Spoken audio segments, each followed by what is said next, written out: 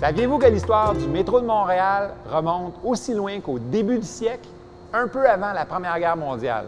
Après plusieurs tentatives, on réussit finalement à trouver le financement nécessaire. Et il faut attendre au 14 octobre 1966 pour que les 20 premières stations du réseau soient inaugurées. Après 4 ans d'efforts titanesques pour réaliser ce chantier gigantesque, le maire de Montréal, Jean Drapeau, et le cardinal Paul-Émile Léger inaugurent le fabuleux projet. En fait, il est si populaire que durant la première semaine d'exploitation, c'est près d'1 million de personnes qui en font l'essai.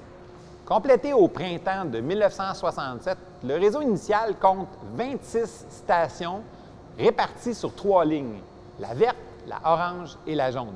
Plus de 130 millions de déplacements y sont enregistrés dès la première année, marqués, il faut dire, par l'Exposition universelle de 1967 qui avait attiré 50 millions de visiteurs.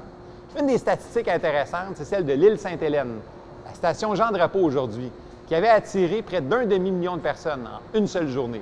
D'un point de vue pratique, la mise en route du métro de Montréal a notamment influencé toute l'évolution du centre-ville de Montréal. Il est beau, il est coloré et il suscite la fierté.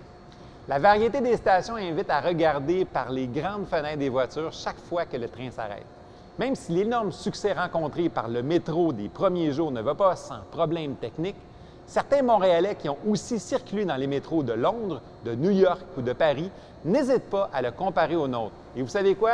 À trouver celui de Montréal remarquablement silencieux, propre et aussi très simple à comprendre.